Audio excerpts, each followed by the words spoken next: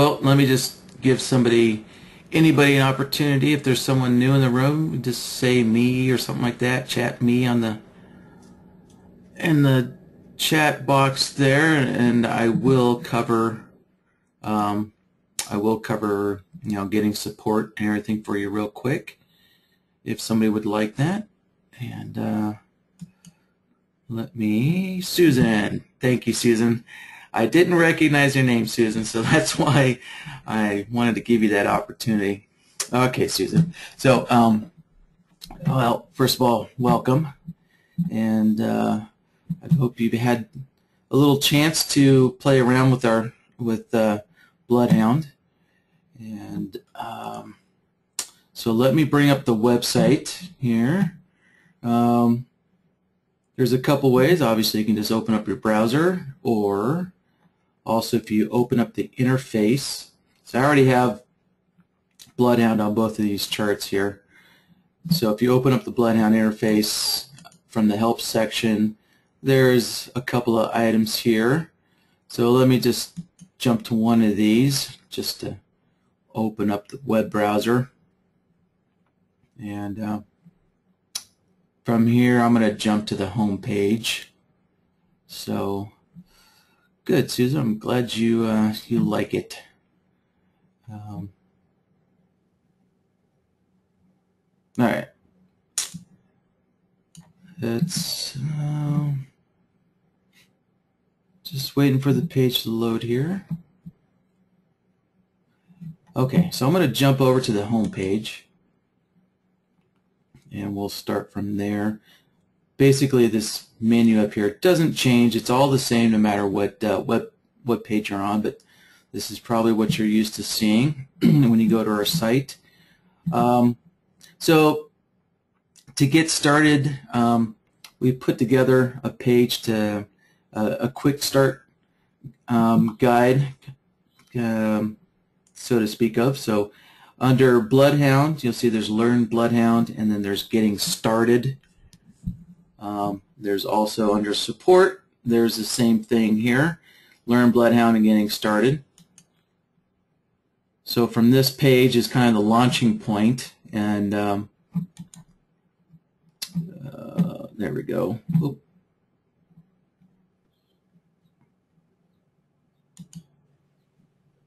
Sorry about that. I accidentally clicked on the video there. So if you haven't seen the quick start guide, this kind of gives you a quick summary of BloodHound. And then down here are the various sections. So we recommend that you get started with the video tutorial section. So you can open this up. I'll let that open in the background. And then once you get done with some of the video tutorials, then here's kind of the major next step is the Give Me More section, and I'll open that up in another tab too. So let me jump over to the video tutorial section from this link right here. And once again, this is the same quick start guide that was on the previous page. And then some tutorials, the BloodHound interface, which definitely has changed since we put this video out. So as most of you guys all know, we've been significantly making improvements, and these tutorials definitely need some updating. So just some various tutorials. A good one is the logic nodes down here. If you're not familiar with logic, so once you get done with the video tutorials, right, then your next step will be the getting down and dirty section. As you can tell, we kind of, our website's a little cheeky, trying to keep things a little humorous. We don't want things too dry and too boring. So right, so the more info here is what links you over to Getting Down and Dirty page. And from here are a bunch of workshops that we had done last fall that take you and cover, that take you through each of the solvers. So you can see here each solver that's covered in each workshop video. So you can go through each of these workshops, and I do cover each solver in depth.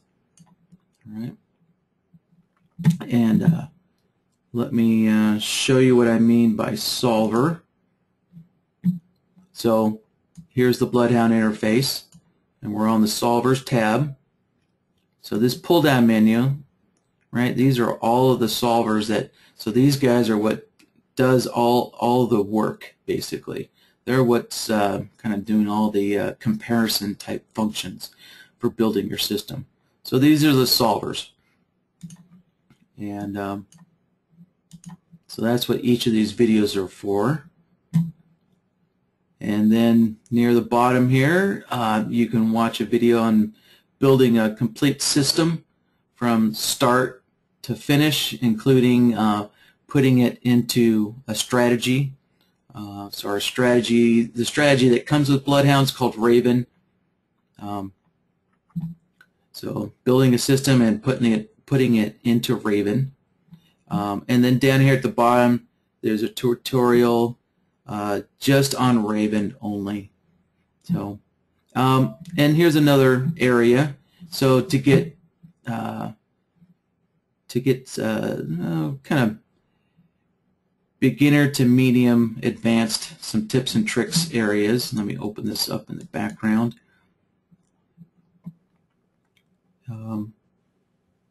This tips and tricks section is also available from the pull-down menu here. So under Learn BloodHound, right, you'll see there's the documentation, the video tutorial, which I just showed you was on this tab here, the video tutorials. Is this guy right here, and the tips and tricks, which I just opened, which is this right here, tips and tricks.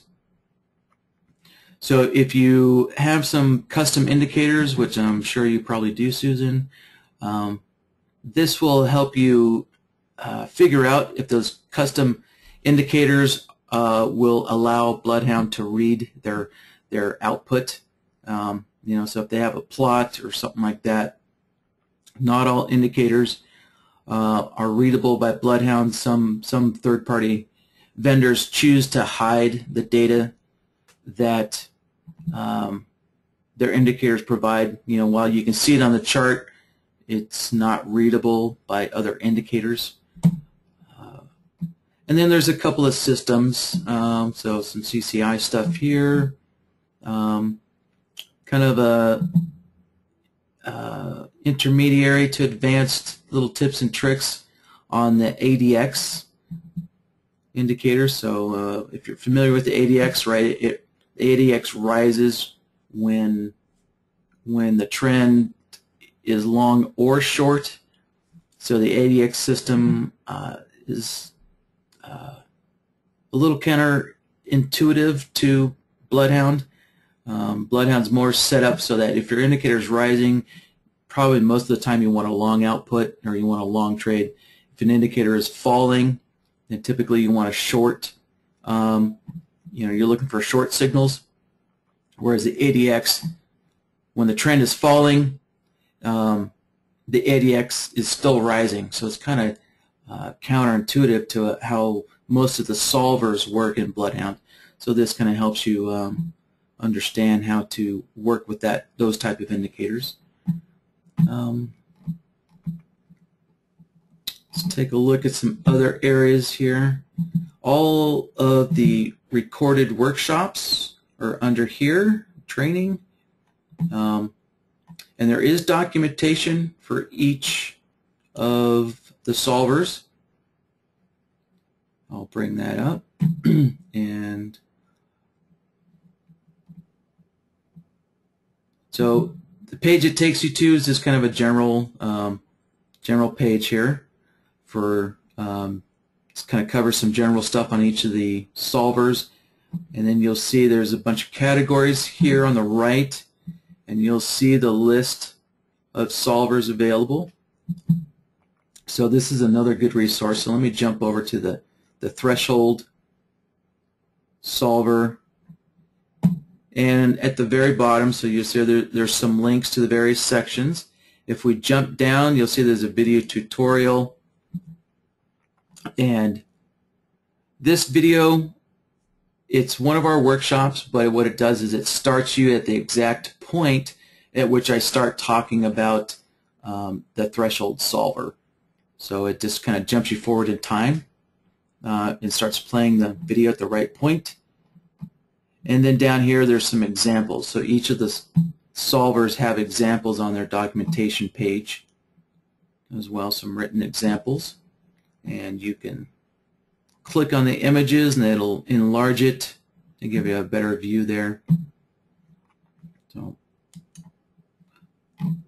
okay. And then to kind of wrap things up, Susan, so once you, I asked that new people at least go through the video tutorial section so you have some basic understanding of BloodHound and how at least kind of what the solvers are trying to do. And once you come through the video tutorials, then let me bring up the contact us page. Then after that, if you would like, you can book an appointment with me and I can help you get going any further. I can help you address any other questions that you might have, at least help you get started in the right direction.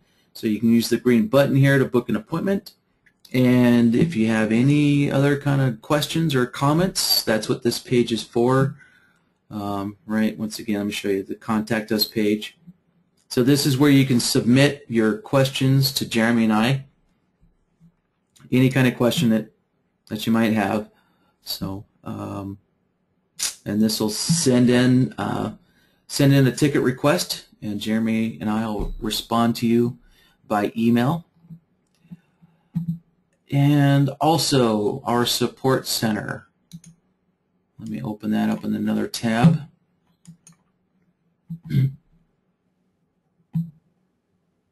Our support center, as you can see, is hosted by Zendesk. This is also a part of our ticket system. And so there's some announcements here. So you can see Jeremy just posted the new licensing up here. Also, there's a, well, this really isn't necessary anymore, but if for some reason you need it, one of these has a direct link, there we go, to get the latest BloodHound version. If for some reason you need to manually reinstall it, although BloodHound does come with its own updater. So it does come with its own updater software that will download the latest version and install it itself. But what I wanted to show you here on our support page is if you go to the support forum, you can think of the community help section as kind of like a FAQ section. And then there's another tips and tricks section here, and these are non-video. These are non-videos, so these are all, let me pull one of them up here. Let's see, yes. So these are all written, and, oh. Looks like Internet Explorer is not going to bring up my images here. Let's see, privacy issue. It's kind of the reason why I don't like using Internet Explorer. I guess I should put Firefox on my VMware here. But anyways, there's images here, screenshots here. There you go. You can see one. So written, once again, you know, written documentation on how to. It's kind of like the tips and tricks videos, but in a written form. So. All right, Susan, I hope that gets you off to a good start. And with that, let me, I'll continue on from last week's workshop. So, all right, good. Thank you, Susan. And I am recording this. So, Susan, by the end of this week, I should get this up. And if you needed to go through this again, this will be in the beginning of the workshop video that should be posted next week. Not at the end of this week. So. All right, so where I left off last week is I gave everybody an introduction to a very simple divergence system inside of BloodHound. And right now it's in a broken state. Oh, no. Let's see here. Yes. I was playing around with it and left it in a broken state. Okay. So what I did is I found a divergence on the chart and I built a system specifically to catch this divergence, right? So you can see by the white line here, price moved a little bit higher, and I'm using the stochastics to find the divergence width, and you can see the stochastics made a lower high there. So I built the system specifically for this scenario here. So this system inside of BloodHound is not going to be quite as universal as a dedicated indicator will be. So think of this workshop more as thinking more of logic training and thinking a system through. So if you wanted to build something as sophisticated as a divergence, that's kind of what this is for. How do you think through the logic to get BloodHound to perform all these various functions, right? Such as analyzing price, looking for a higher high, and then price needs to reverse, right? And then looking at your indicator and detecting a lower low. So this is more about thinking through the logic of building a system more than it is to actually,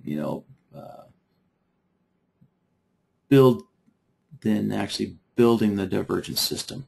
So I hope I made myself clear. So this is what we'll be building here. And so I was just looking through this again this morning, getting it straight in my head before I explain it to you guys. And I'm going to build it from scratch on this other chart back here. So let me bring this up here.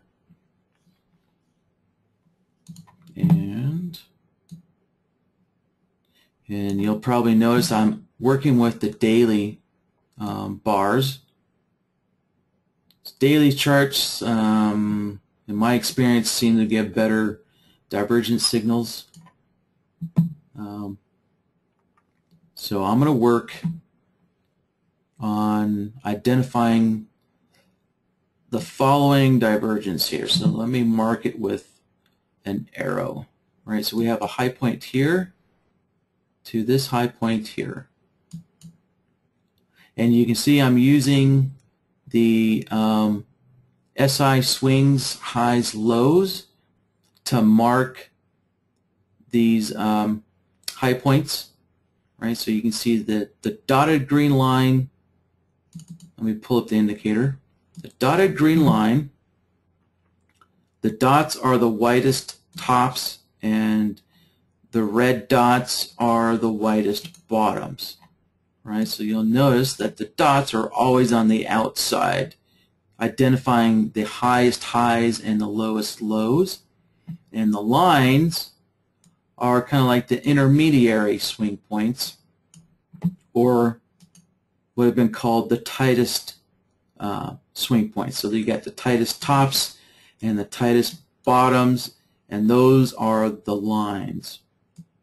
So we can see the green line here is marking the tightest tops.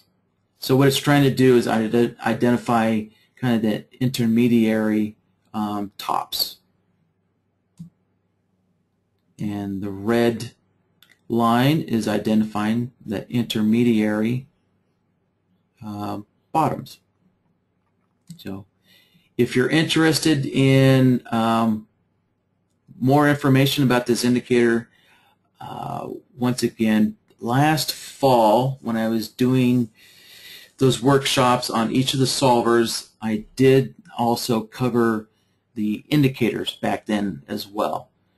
So so you can look back through the workshops from last fall, and one of them will cover the indicators that come with BloodHound. So that'll give you a little more detailed information as to, you know, how does the tightest lines work versus the widest lines, right? And they're all the tightest lines are all gonna be affected by your swing sensitivity and the number of swings that you're looking at as well. So, okay, so I have the SI swings, highs, lows to mark my high points here. And that's what I'll be feeding into BloodHound to help identify when a new high is made. And then I did the same thing on the indicator here. So on the stochastic, we can see we have a higher high, and then right here we have a lower high.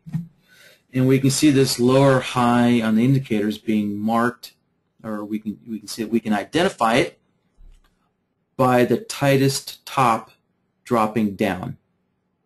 Right, so we can see the widest top, which is the dotted line, is still marking the highest high, and the lower high is being marked or identified by the line or the tightest top. Now clearly we're looking to identify a lower high as soon as possible, so we have to use the tightest tops. We could use the widest top, right? Eventually the widest top does drop down, but you can see how long it takes. It takes quite a bit longer, and by that time the move is probably over. Right. So here we have marked, right, so the arrow is marking our divergence that we're going to build a system for.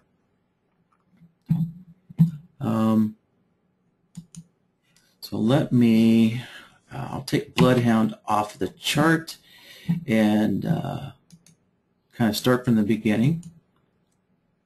So BloodHound is an indicator, and it is under SI, so for shark indicator. So BloodHound, right, is one of shark indicators, and you can see there's various other indicators that come with BloodHound. So the chameleon gives you the price points. You can see we have the closing price, the high price, the low, median, midpoint, open, typical, and weighted price points. There's a few indicators in here that are internal functions for BloodHound. They don't actually do anything on the chart, so we just don't have a way to hide them. So, but they don't do anything. So the displacer doesn't do anything. The price marker doesn't do anything. We do have the SI swings, which is an indicator for the chart. Once again, there is a workshop video back in the fall that covers how this works. And then I have the SI swings, highs, lows on the chart right now. So let me add BloodHound down here, and I'm going to set this compare long short confidence to false for the sake of this lesson here. And I'll explain what that does in just a moment when I actually have an example. So I'll get back to that later, what that does.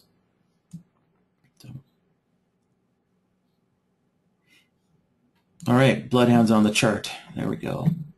So the first thing I'm going to do is I'm going to look for a change when from high point to high point. So I'm going to find out when a a new high point is made. Actually, I want to do that. I'm going to do that on the indicator first. So I'm going to identify when a lower high is made, and also at the same time I'll identify, like right here, when a higher low is identified.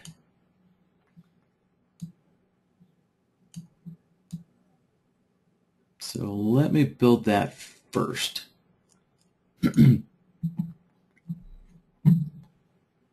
All right, so let me get BloodHound opened and situated first.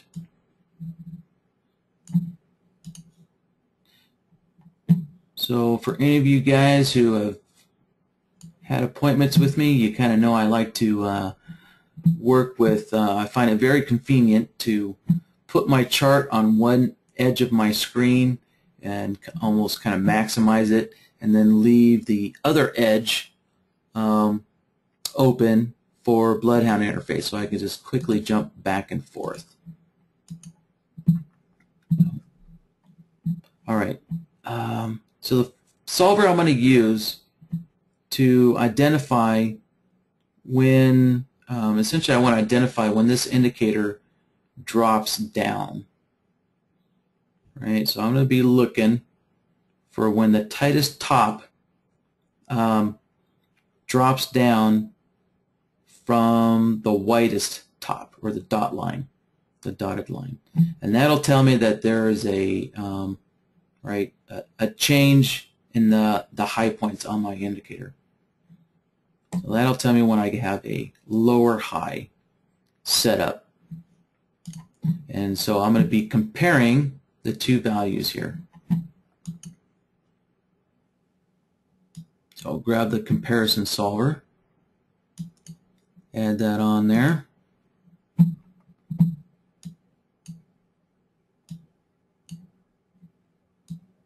and so first thing I need to do is go find the indicator that I'm using the SI swings, highs, lows. And then the next thing I need to do is I need to nest my indicator, or in other words, they're both indicators, right? So I need to nest the stochastics into the SI swings high-low. So here's the stochastics, and I can hit the nested button, right? So just like with NinjaTrader, how you can nest indicators into indicators. So this is doing the same thing with BloodHound.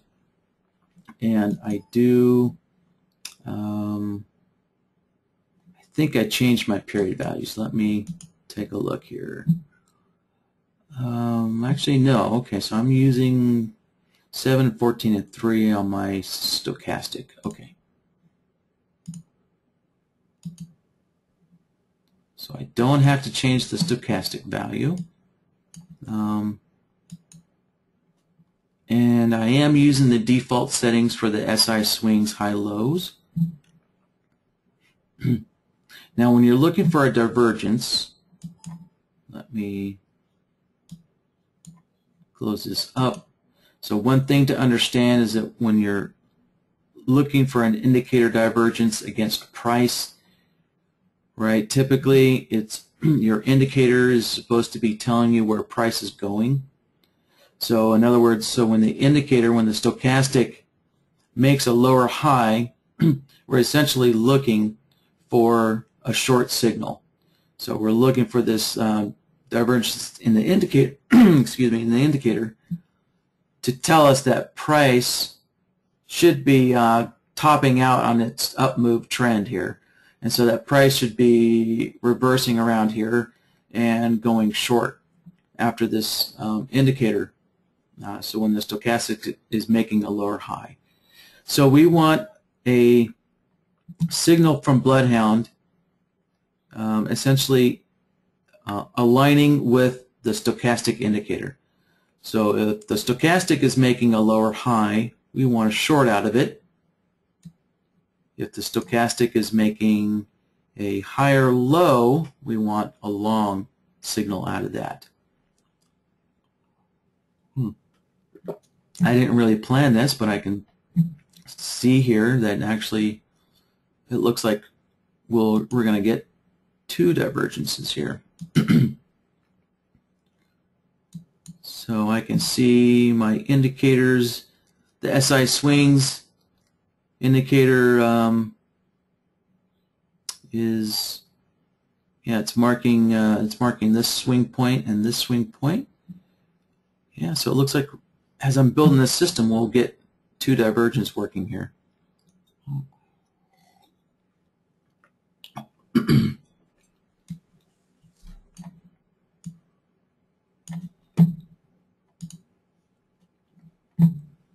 Okay, so I want to build this comparison solver, at least in this situation right here, to give me a short signal when it's finding a lower high.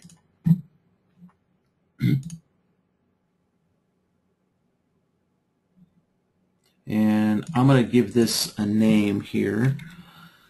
So this is the stochastic, let's see, what are we looking for? We're looking for a lower high and a higher low.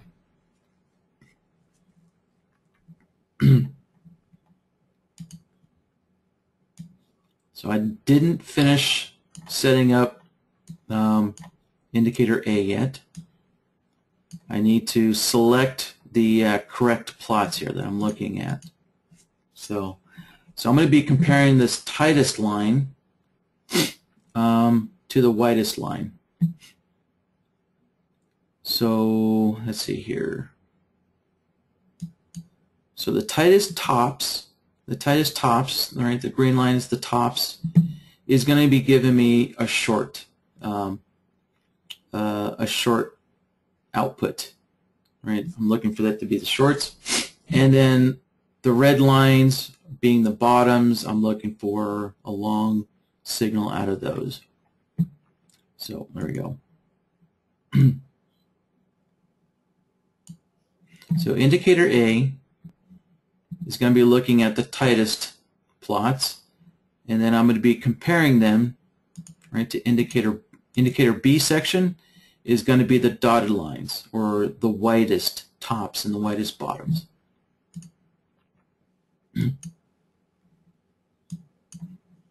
So let me just go set that up real quick. So I've got the indicator. Now I need to nest the stochastic into it. All right.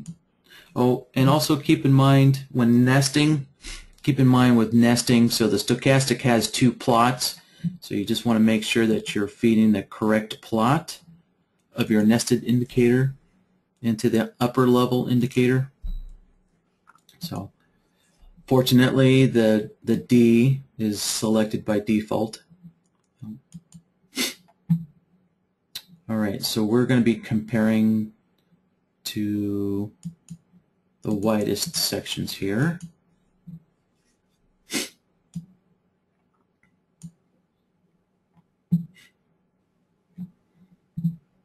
So let's take a look at what we have so far. We can see right here when the bottoms here jump up. So when the widest bottom jumps up, now we have long signals. Right, we have a long signal as long as we have a tightest bottom to compare against the widest bottom. Then we can see when the widest bottom jumps up and both values are the same, then our output switches to a short. And it just so coincides with the tops plots here. So you can see we have the widest tops, and we're comparing to the tightest top line. So we're comparing the dots to the line, and that's giving us a short. So that's what we're looking for. All right, so when the green line jumps down, we're looking for a short condition because that's identifying our lower high on the stochastics. And we can see, let's go back to our other situation here. Here we go.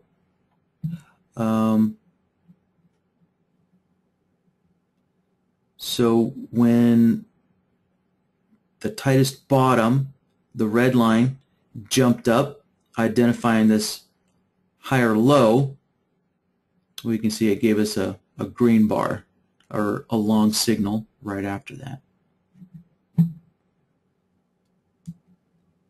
So that's one of our conditions met.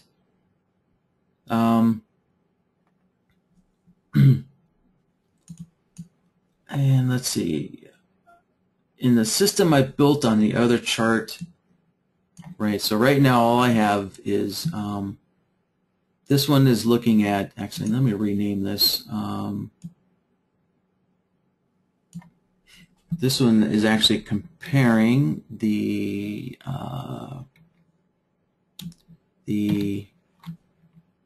tightest to the widest of the swing indicator. And what I did on the other chart, the system that I already built, I was also comparing the widest plots to the widest plots. Let me see if there's any area on the chart where that is necessary.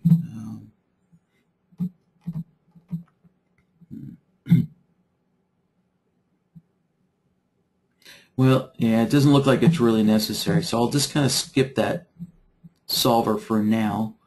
And then when I get the system built, then I'll kind of scan through the chart and see if that's necessary, and I'll add it to it.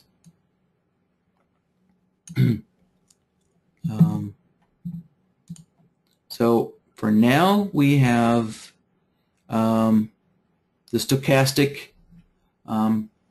lower highs and higher lows identified. So now let's move on to price.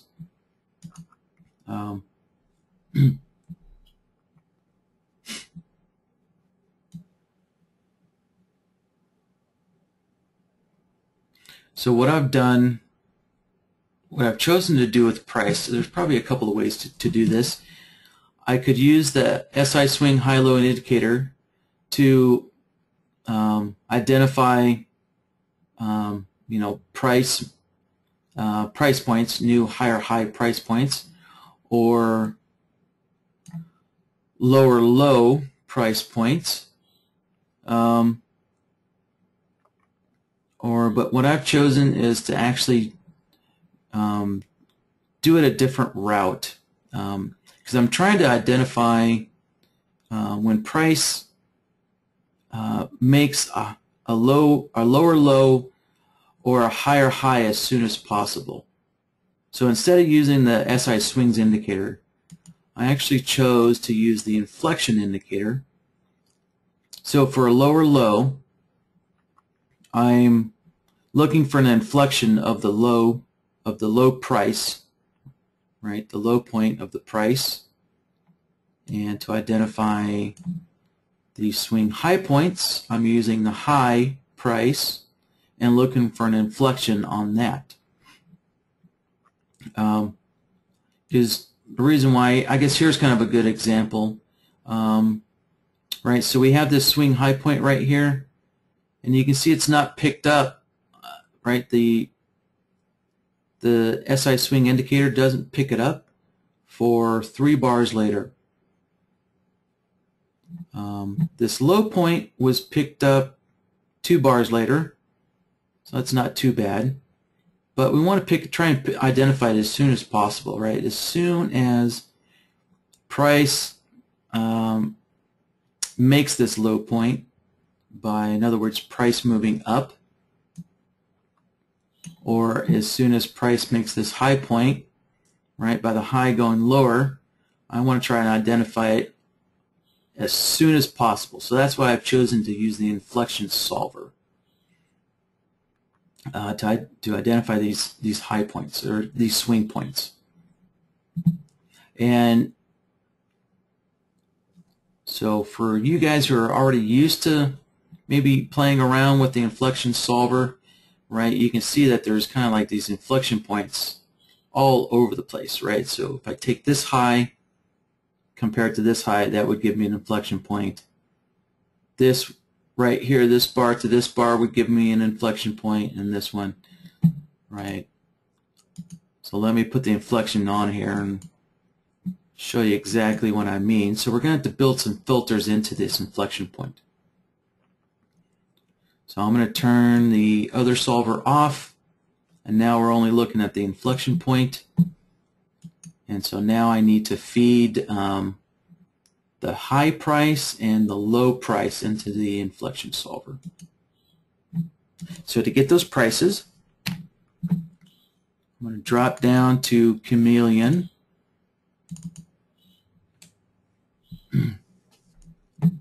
So with Chameleon on here, now I can get the high price and the low price.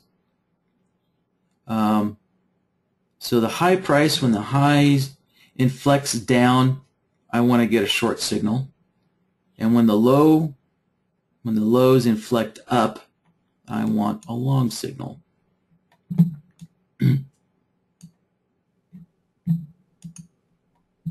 So here we can see the highs inflecting down, giving me short signals all over the place. And we can see this low point right here inflecting up, giving me a long signal, but we can see there's long signals all over the place. So clearly I need to kind of filter all these long and short signals that I don't want. So one thing I can do is I can compare, I need to make sure that this low price is lower than the previous low swing point, right, which is marked by the dotted line. So as long as my low is lower than the SI swing high-low indicator here, then that would be a valid lower low. And that's what I'm looking for. I'm looking for a valid lower low with this inflection, and I'm looking for a valid higher high with this inflection. So let's add this filter in, where I'm going to be comparing the high price to the widest tops, which is going to identify my previous high swing point.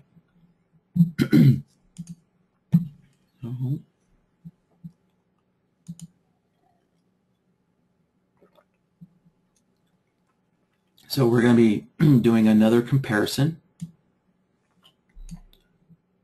Right, so we're comparing the high price to the SI swing indicator.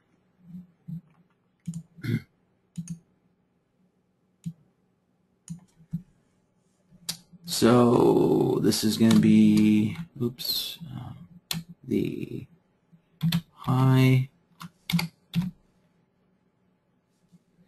and low to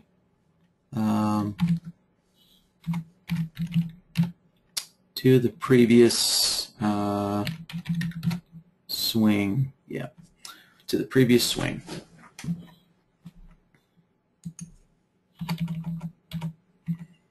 I always like to keep the name of the solver in the name that I give it, so that way I know exactly what type of condition the solver is performing, and that way I know exactly what the solver is still too, just by looking at the name.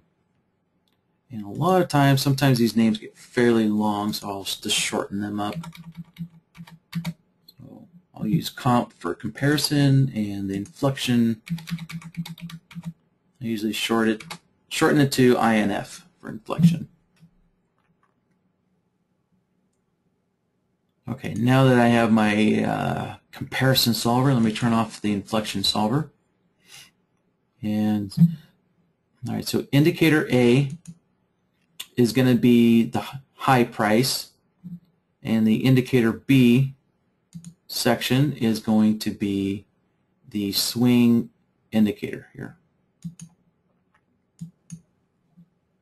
So I'm going to use SI Chameleon. Oops.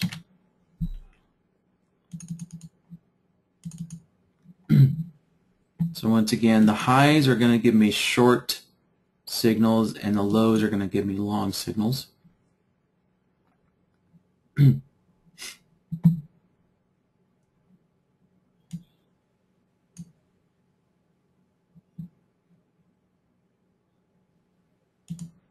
And then next for indicator B, I'll put in this SI swing high-low indicator. And before I do that, just a note, to make this divergence work, I did modify the swings high-low indicator. I modified one of the parameters. I used a swing sensitivity of 4. The default is 3, but I changed it to 4 just to give me a better. That way, by changing it to 4, it didn't mark. You'll see it didn't mark this swing point right here. So I eliminated this swing point right here, which you can see the stochastic kind of ignored this swing high right here. So in order to get this divergence to work, I had to change that swing indicator value.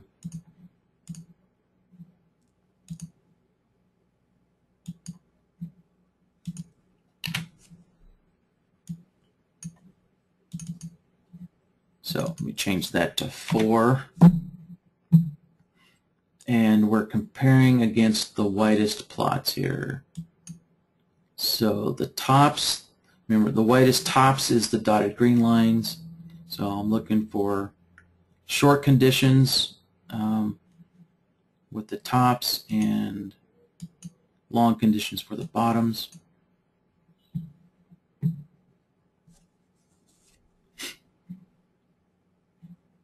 All right, let's take a look at this solver and make sure it's giving us what we want.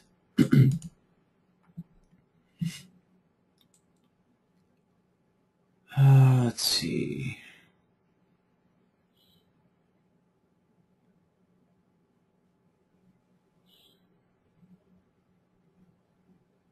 Actually, I think I got something reversed. So whenever the high price gets above our swing indicator line, I'm actually looking for shorts. I can see it's giving me longs only. And we can see the high here got above the dotted green line. So when the high price got above our previous swing high, I'm actually looking for a short output. But I'm getting a long output down here. So I got one of them reversed. Let's take a look. All right, so I'm looking for shorts. Yeah, from the high price. Oh, actually, my outputs need to be reversed. That's the problem. So A, remember A is the price, the high and the low price. B is our swing point marker. And so when A being price, B being the dotted green line and red line, so when price is greater than B, I want a short output, not a long output. So I'm going to set these outputs to 0. And so on the shorts down here, when price, A being price, is greater than B, B being our previous swing point, that's when I want a short output. So let me set these to 0. And then the opposite is true here. So when the low is less the low price, or in other words A. So when A is less than B, A being the low, B being our indicator, when A is less than B, I want a long condition. So we'll set that to 1. There we go. So we can see as soon as the low breaks below the dotted red line, we're getting a long situation here.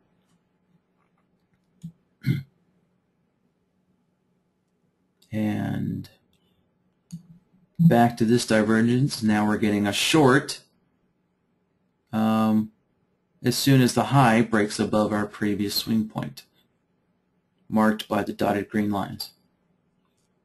All right, so we got this solver set up. So let's turn both of the inflection solver on as well. And let's see, what do we get?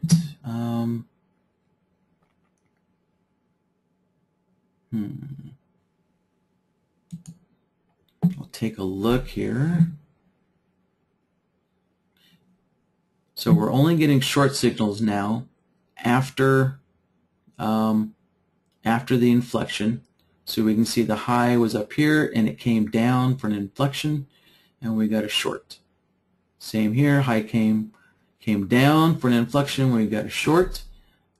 Now we're missing this short right here, and I can see it's because our dotted green lines jumped up. So actually our high price is actually below our indicator. So we're going to have to fix that. And let's take a look here. So this low point wasn't quite detected quite as quickly. So we do have our long signal here. So let's fix this short signal here. So what I'm going to do is I'm going to change the displacement. So I'm going to look back 1 bar. Think of this as kind of like looking back on the indicator 1 bar. So this displacement is the exact same displacement in the indicator panel, right? So all indicators have this displacement setting right here. So this displacement setting is the same thing as what we have in BloodHound here. So we can displace our indicators by however many bars we want.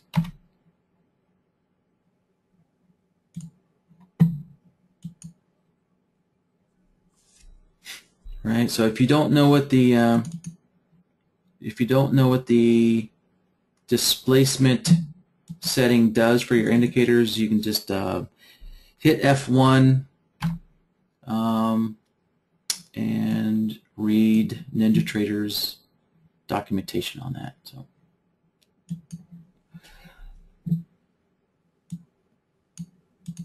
Okay, so after displacing our indicator, essentially displacing it forward 1 bar, now you can see we have our short right here after this high point, after this swing high is marked.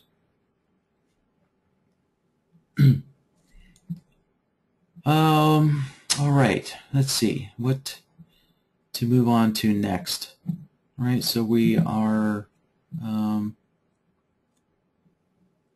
we have our lower highs identified on the indicator, and we have our higher highs and lower lows identified right on the chart. I'm going to shrink this up a little bit. There we go. We can get both divergences on the chart now.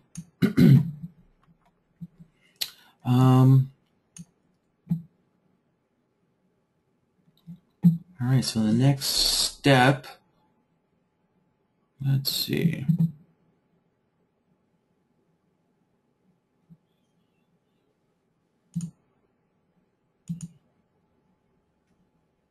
I'm cheating here by taking a look. Oh, that's why I feel like I'm missing something. I didn't build this solver. I left this guy out, but I did build these three here. That's why I feel like I'm forgetting something, because I didn't. I'll build this solver if we need it later on. So let's just start putting this together in the logic template. So I'm going to turn them all on and start a new logic board. So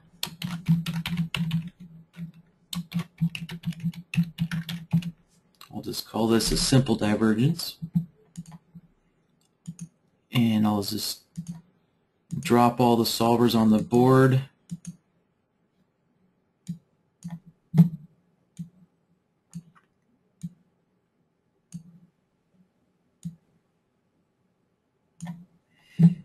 And essentially I need all of these conditions to happen at the same time.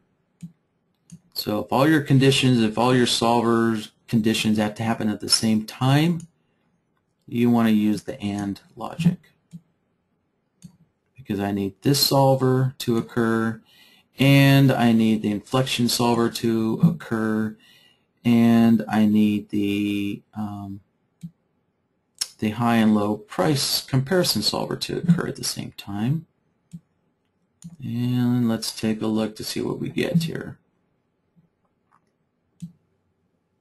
Alright, so we can see that our divergence, our long divergence isn't showing up. Neither is our short divergence showing up.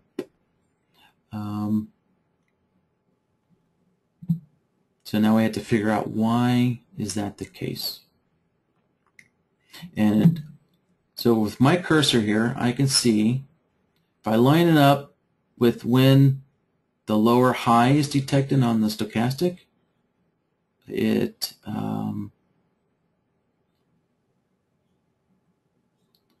not detected until this bar here. Let me mark it here.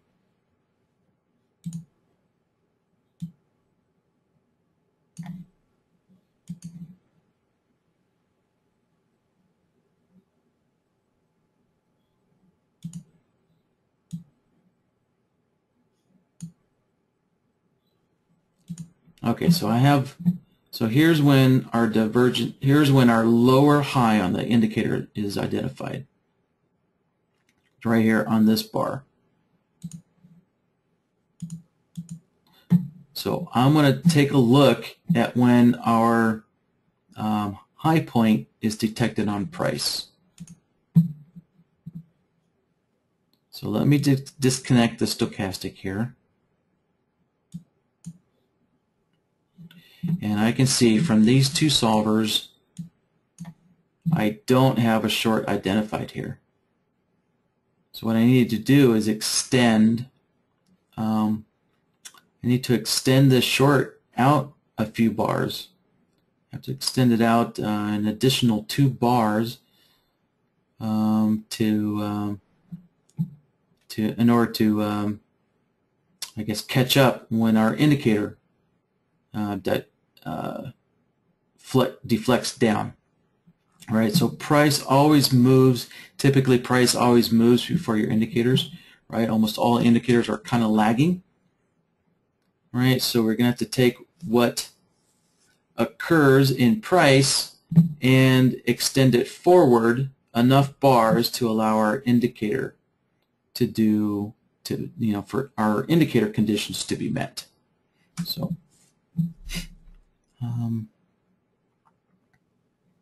So let me grab one of our function nodes, the signal extender, drop it down, disconnect that, and I can see I only needed I think 2 additional bars, so let's set the reset after 2, And let's see. So I'm looking at just our signal extender here, and we're still it's still not occurring. Okay. So I need one additional bar. There we go.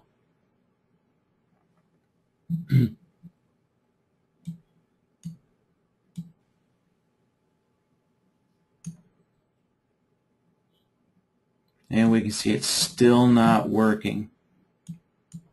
Well, the reason why is because of our inflection. Right, our inflection happened on this bar right here. Right, our inflection happened on that bar right there. So we need to extend that forward.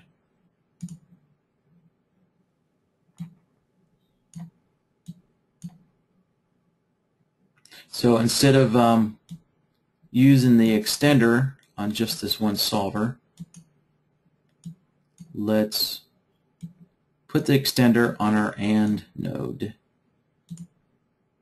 So let's take a look at this again. Right, so ANDing these two functions together, right, marks our inflection of price down when we're above the previous swing point, basically identifying a higher high. And so we need to extend this higher high forward a couple of bars. So we'll take the AND node, plug it into our signal extender, and there we go. So now we have a short on from price, right? So we have the short signal coming from price extended forward to allow the indicator to catch up.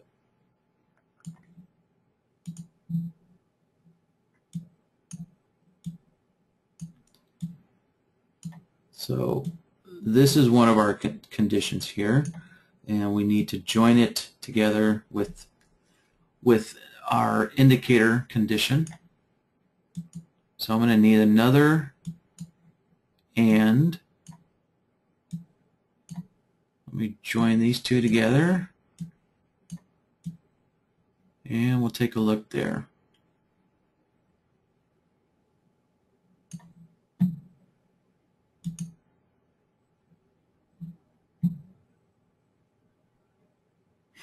Okay, so we have our long signal after this divergence, and we have our short signal after this divergence. Well, we can see that we have some erroneous signals here that we need to filter out. So let's see, how can we filter that out?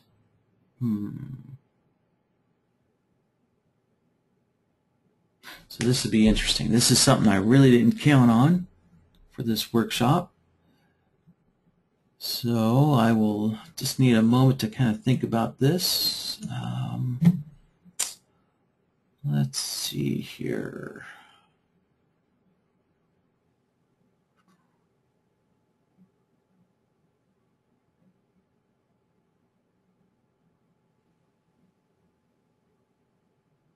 Actually,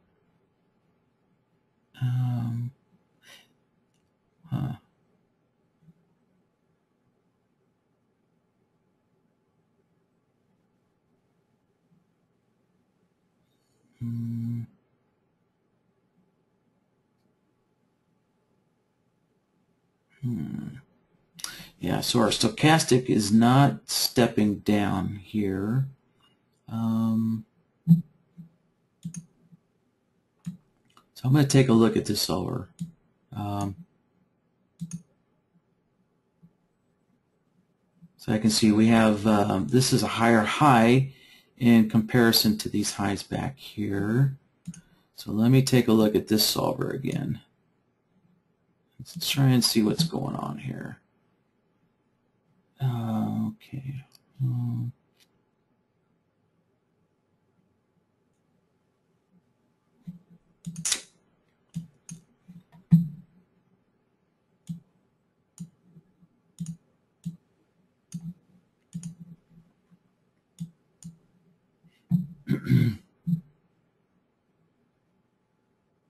So I'm just going to go through and get this straight in my head again here. All right, so I'm comparing the tightest, tightest tops. Let's see. To the widest top.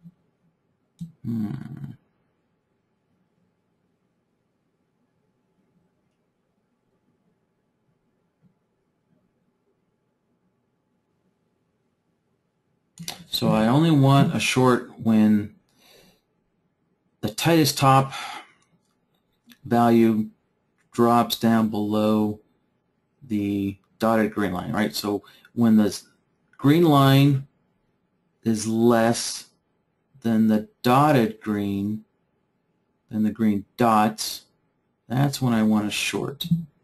And of course, that's what I have here. So that's my problem. How do I eliminate that? Because what happened is the the dotted lines moved up. Therefore, the green line was less than. So that condition is being met.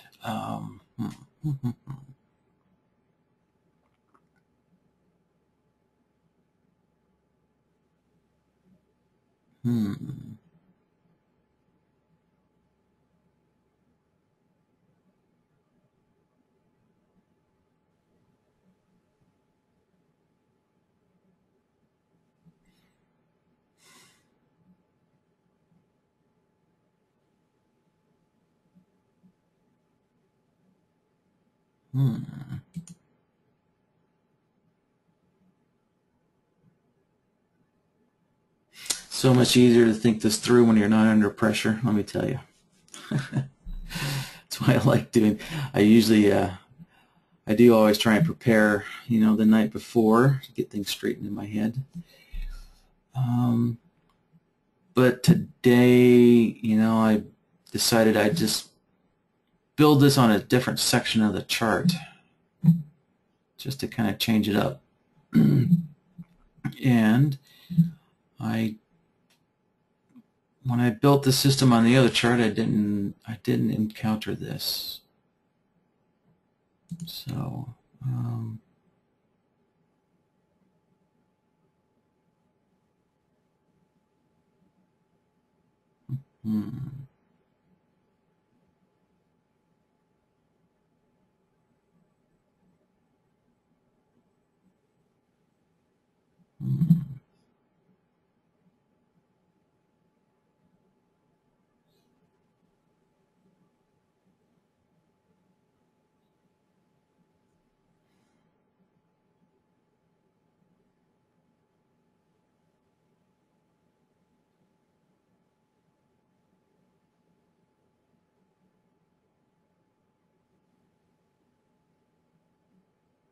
So here's kind of what I'm thinking.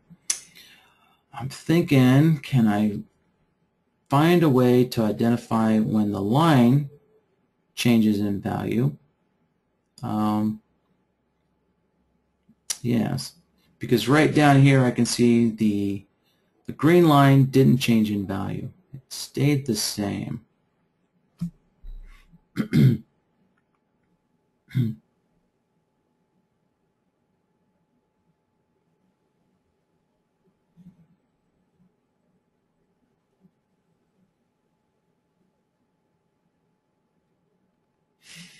All right, so here's a quick and dirty way to do it, and I'll build it real quick and see what happens. So instead of comparing the line, the green line to the dots, instead of comparing the red line to the dots, I'll just compare the line to itself.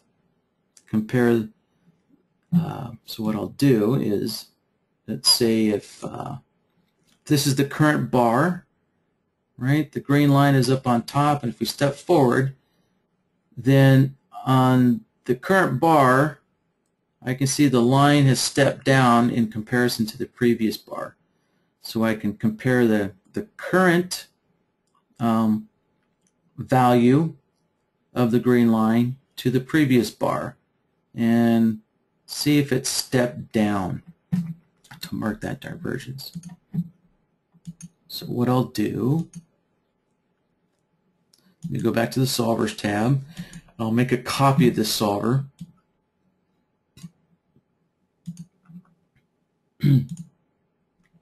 This time I will compare the tightest plot to the tightest plot.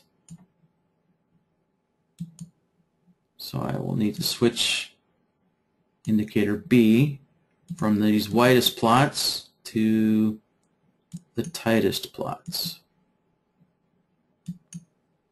And then I need to compare to 1 bar back.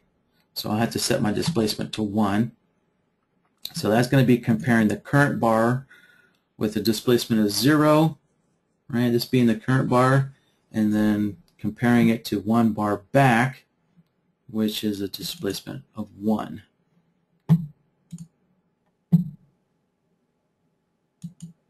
All right, let's drop that solver on here.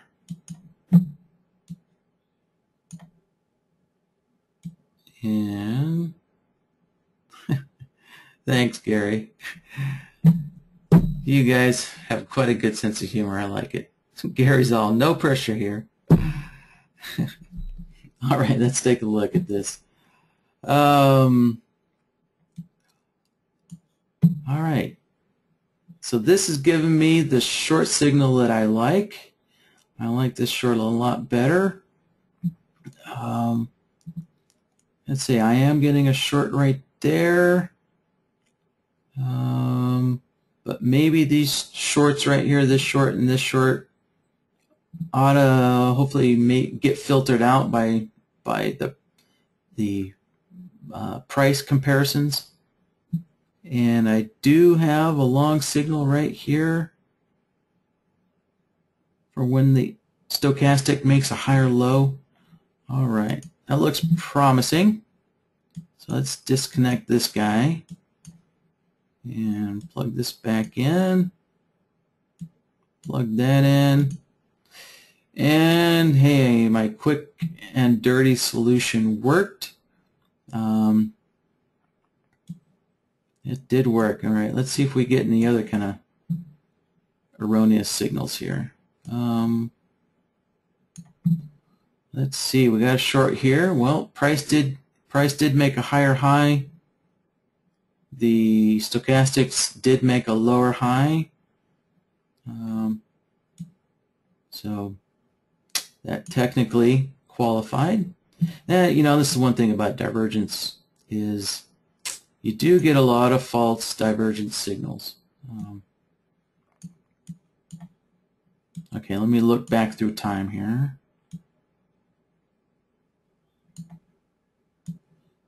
Oh yeah, especially when trend is in a solid, especially when I should say when price is in a solid trend like this, man, you get so many false divergences. But hey, we had one bar of a down move after this short divergence, so you had a chance to make a couple bucks. Technically it qualified. So the stochastics did make a lower high, and price did make a higher high. Alright. Yeah, Gary brings up a good point. So it's good to have volume as a confirmation with your divergence, right? So, for example, if you had massive volume, you know, in one of these tops up here, and you had a divergence, you know, that massive volume is a good indication that a lot of the traders out there are basically selling off, trying to pick this as a top. So volume kind of confirms a lot of people are exiting their long and sold it to the unfortunate people who are just then buying into it.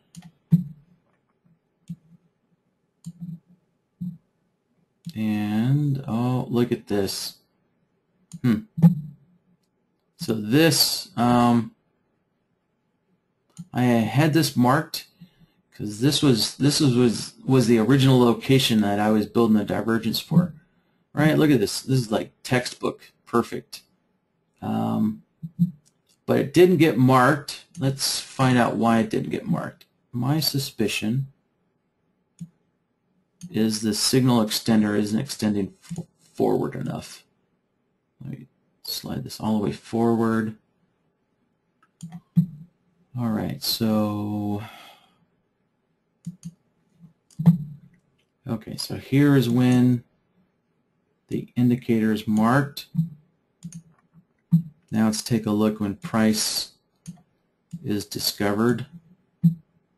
And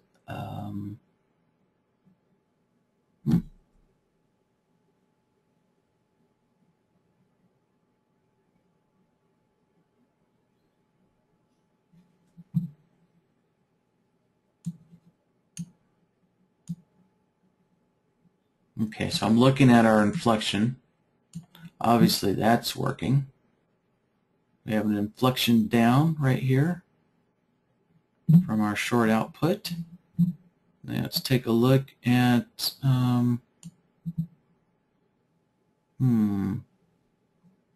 let's take a look at this solver here. So here's what's happening. This solver, yeah, so here's what happened. So when the high, right, so the price of the high price is greater than our dotted line, right? Dotted line representing our previous swing high. Well, all of a sudden the swing high jumps up. Right as our inflection down occurs, our indicator jumps up. And so therefore, well, actually even the this high point actually dropped down below. So we can see that there is kind of a fallacy in this condition right here.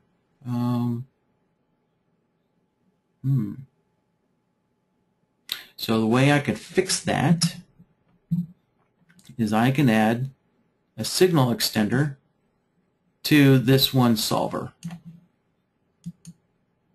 So let's do that.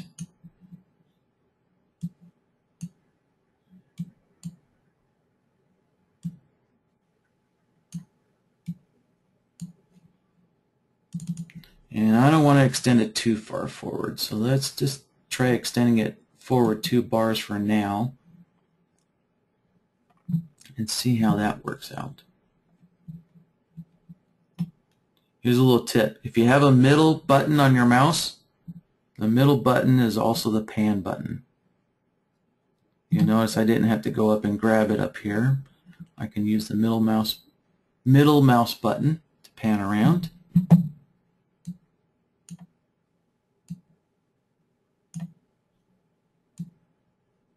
All right. Disconnect that.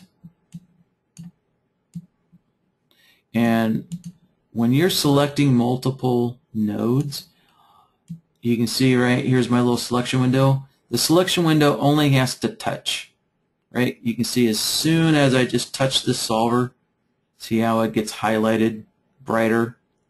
So just touching the solver. If I want go up a little bit more, we can see it touches the AND node, right? So you can see the AND node would have gotten selected. So you don't have to cover the whole node. You can just need to touch it. And then I can move both of these. And then in order to draw my leader, I have to unselect everything. So you can see the little squares on there telling me that I'm still in selection mode. So I can click off to the side. Squares go away. You can see it's not highlighted anymore. And then I can connect my leaders up. And so now let's take a look. There we go. Okay, so if we're looking at our price conditions, so let me actually give this AND node a name. So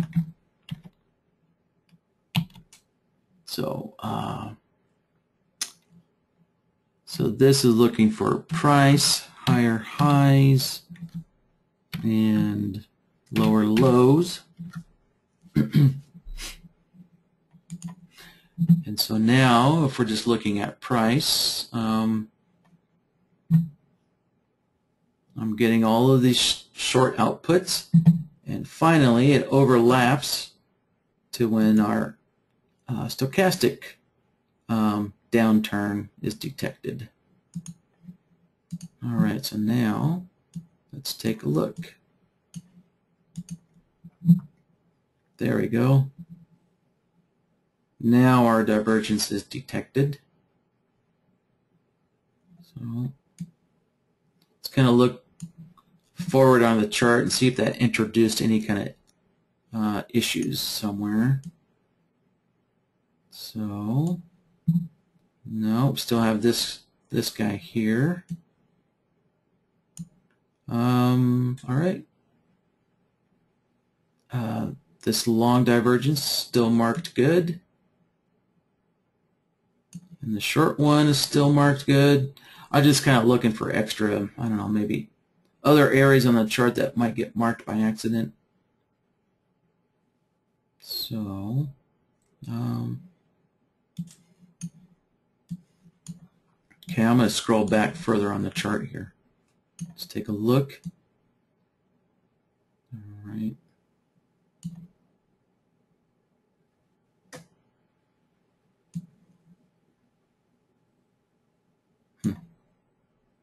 So here we go. Technically, it's not very clean looking, but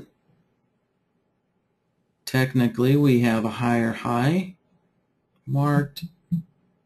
The stochastics is a little bit lower than previously.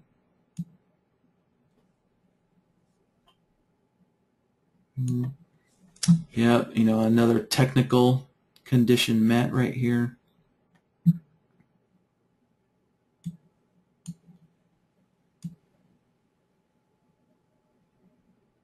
One thing I noticed is right here in this guy we do have an up bar, so we could use like the bar direction to kind of create some filters so that if there's ever a up bar, you know, that it would have canceled this short divergent signal. Let's see. Yep, see we got this short on an up bar. Let's take a look at our good ones here. Ooh, well, yeah, it's kind of dangerous because after the inflection, we can see we have an up bar. So price really gapped down and then closed up. So we have to be careful how we introduce that bar direction to kind of filter out these divergences. You could accidentally end up eliminating a good divergence. Let's see, this guy here still would have qualified. A down bar and a down bar. Oh, here we go. Look, we got a down bar on our long, so this long divergence would have been canceled out. So looks like this short would have still been qualified. Oh. All right, let me jump back. Go back through the chart, and we'll continue looking.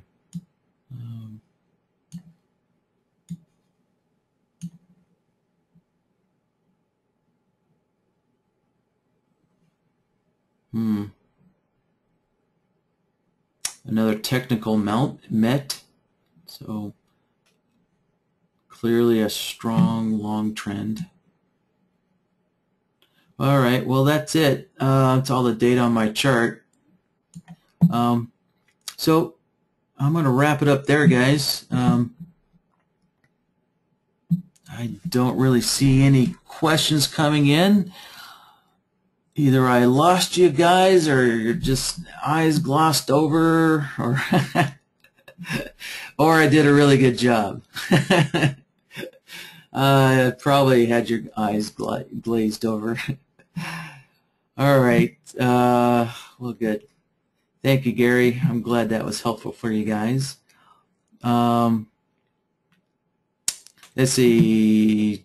Charles is writing a long or short on bar reversal.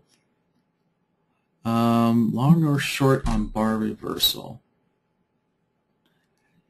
Charles, could you kind of put that into context? I'm not sure what context that question is in regards to. So, and yes, Charles. So what I was talking about is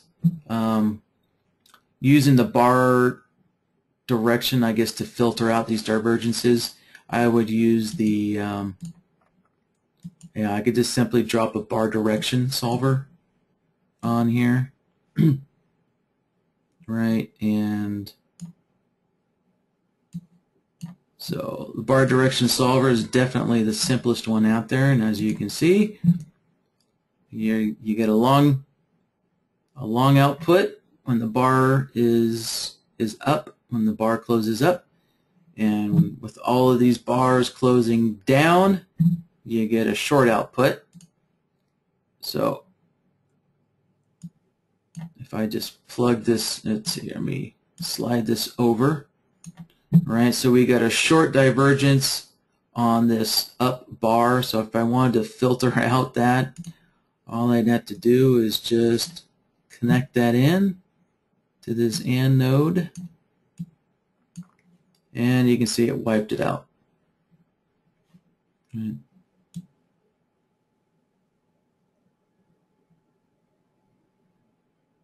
All right, so Charles is asking, how can you automate that to take a trade? Well, you have the system built, so what I would suggest is watching this workshop here that I pointed out earlier on. Let me find, here we go. All right, so if you go back to our Getting Started page, right, so you go to BloodHound and Getting Started, go to that page, and then down here under the Give Me More section, hit the More button, and that will open up our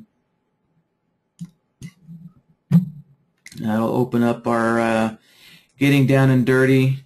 So these are some more in-depth videos. So at the bottom of this page, there's a workshop on Raven, and that will show you how to use Raven to automate your trade. All right, so Raven is the strategy, whereas BloodHound is the indicator that you feed into Raven, and Raven takes the trades. So, all right, good deal. Okay, Charles, good.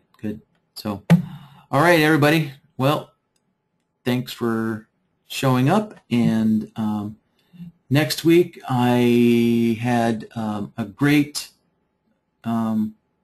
suggestion from one of our veterans in the room on a fairly simple condition, but it uses a couple of different function nodes. And so I'd like to kind of start using some of the function nodes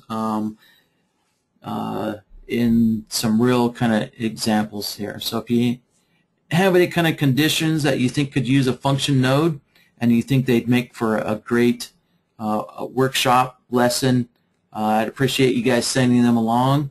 You know, you could send me a screenshot of what you're trying to do along with some simple instructions, and I'll show them in the workshops.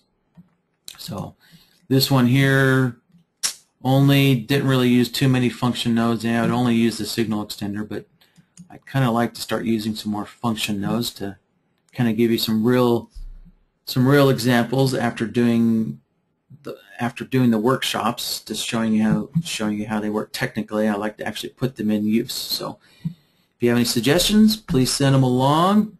Right, submit them using our contact us page here. So, all right, let's see, Charles. All right, one last question: can Raven take live trades or only sim?